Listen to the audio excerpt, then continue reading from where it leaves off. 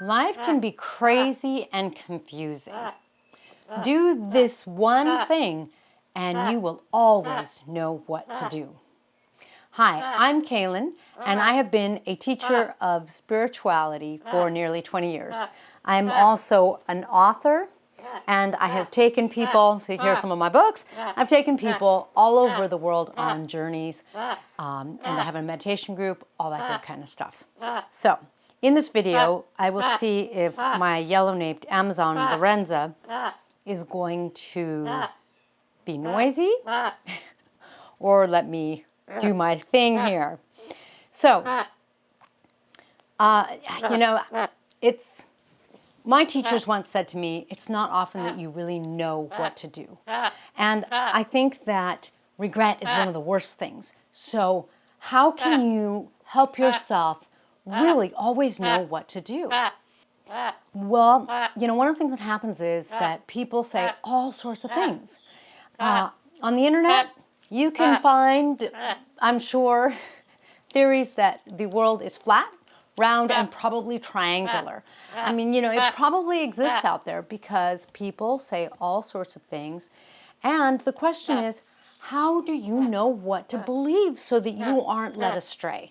Have you ever noticed that sometimes when people get into relationships, in a little while, one of the things that happens is that the relationship ends because one of them says, the other person, he or she, is not the person that I initially married or not the person that I initially got together with. He or she changed. Do people really change that much? Is that possible? Or another amazing thing is when people say that someone went postal and as they interview the people that lived around them, the people around them say like, oh, I'm so surprised. He was such a nice, quiet boy, or, that kind of thing. She always kept to herself, but she seemed so sweet. And they surprise you. Why? What causes life to take you so much by surprise, where you are missing what's really going on and you don't know what to do? So what is so important to do is to look deeper at what is being told to you.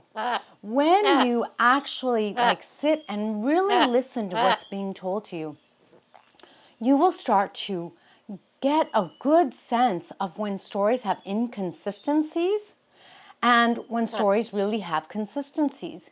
You will start to notice that when stories are inconsistent or they just don't make sense, something is off, and you should either look deeper or know that there's some sort of issue here. On the other hand, when a story is consistent, everything seems to make sense, then you could probably rely on it. It's really important to go deeper this way because otherwise, like I said, everyone says everything and you just won't know what to believe. Instead, when you look deeper, one of the things that happens is you're spending a little more time with yourself. You're going really a little more into the energy of not just yourself, but whatever it is that you're looking at, and you're developing a sense of what's real and what's not real. You're helping yourself just stop and assess if something is accurate or not. Now, interestingly enough, this is something that's more innate to children. We kind of lose our ability as we get a little older because we learn to kind of fit into society.